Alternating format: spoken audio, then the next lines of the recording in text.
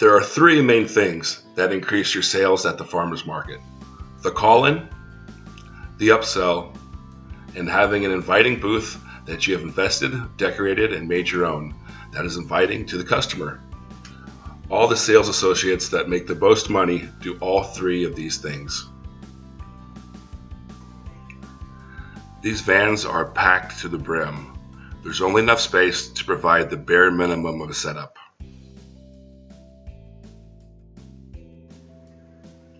Here's just a few examples of some of our sales associates. They just add little things to make the booth look much better. Bring their own tablecloths, props, a whiteboard for the meat, very important. Stuffed animals like a goat or a cow. Little cute handwritten signs with their own descriptions. And I know some of you have to park pretty far from the market, but a lot of this stuff could fit in a backpack and you could just carry it in.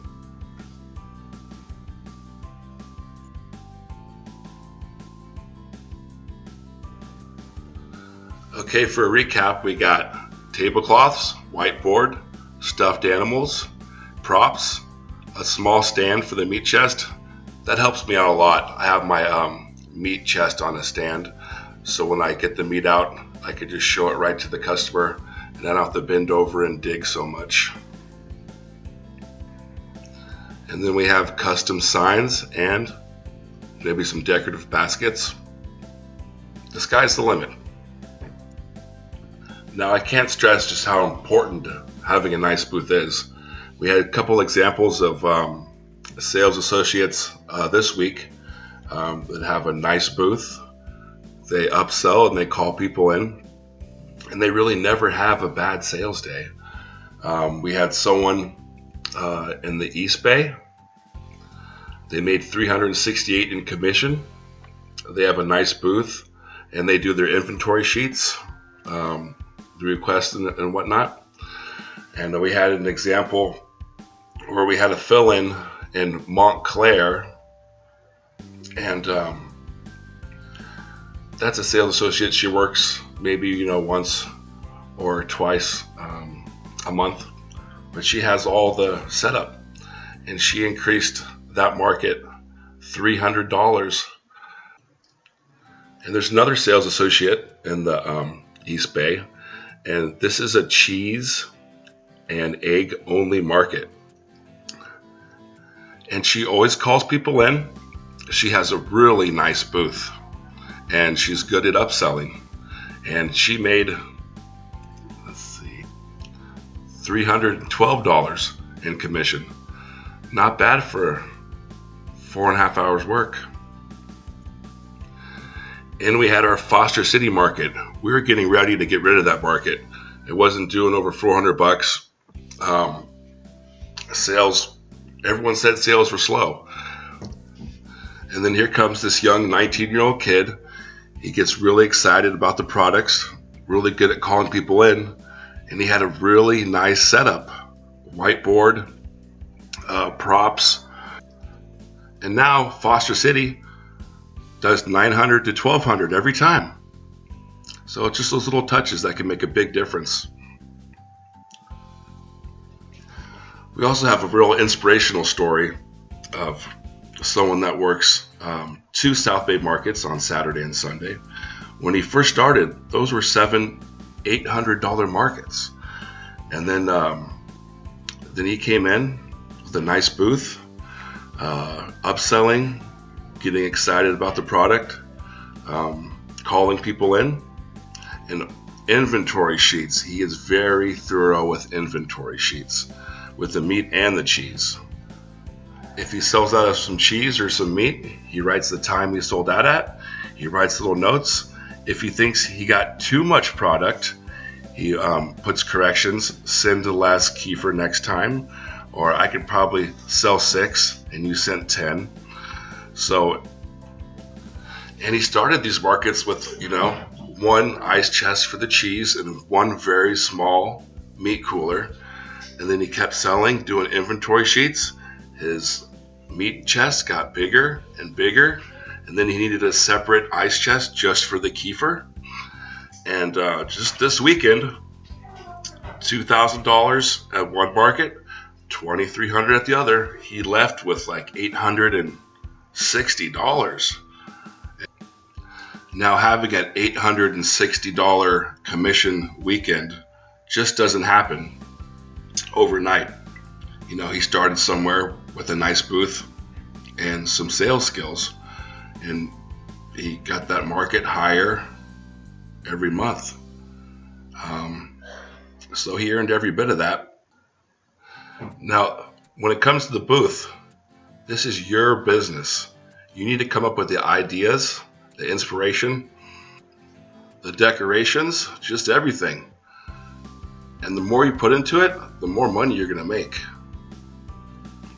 And I realize sometimes there's problems with our equipment, with the tents, ice chest lids, that kind of thing. There's a lot of moving parts, a lot of 5 a.m. mistakes. But I'm working with our kick-ass inventory manager, and we're solving the problems. And the operation's getting smoother every week. And we're going to continue to grow. And there's so many costs involved with running a farm. Feeding the animals, all the people that need to get paid for labor, fuel prices. And that's where we need you to just really think about this as your business. You need ideas for your business, and the more you put into your business, the more it's going to grow, and the more money you'll make.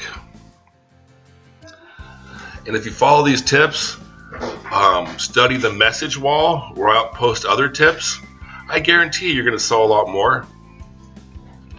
All right, I wanted to kind of go over how to properly upsell,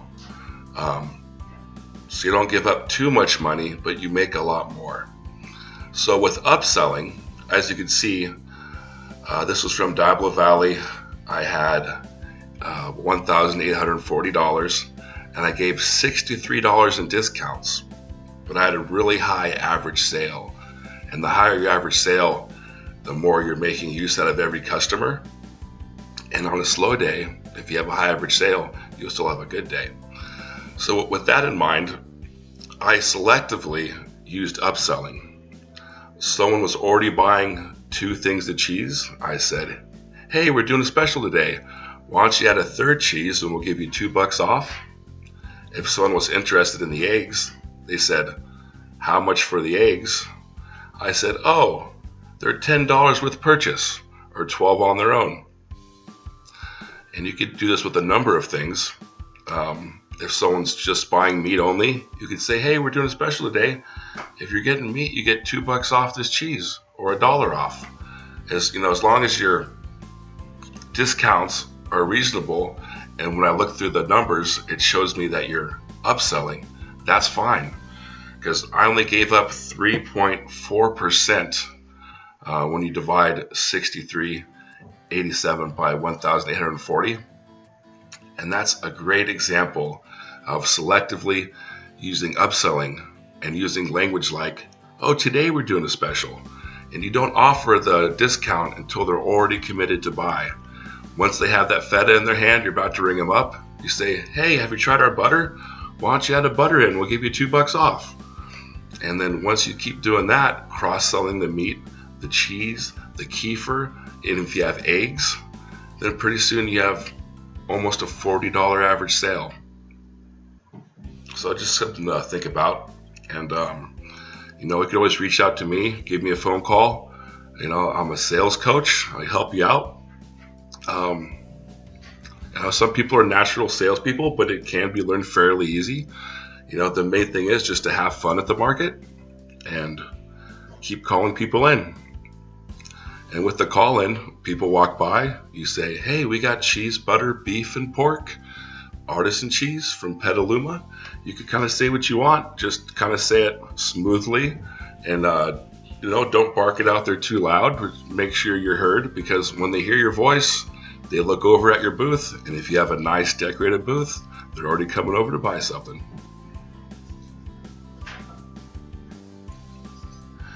Now with the call-in, It might seem simple, but you could also use it strategically. Like if you see a middle-aged man walking, you could say, "We got ribeyes, we got porterhouses." You could use humor, or I call them icebreakers. Someone walks by, you call out, "We got cultured butter, fresh from the udder." Or if you see someone walk by, ask if you could make their cheese dreams come true. Just say something related to the product to get the attention on your booth. And the most important thing is just have fun. Dress up at the market for Halloween. And if people see you smiling, they're more likely to buy something from you and engage in conversation. But just remember, keep those conversations short. If enough people talk to you for 15 minutes, pretty soon that's an hour of sales you lost.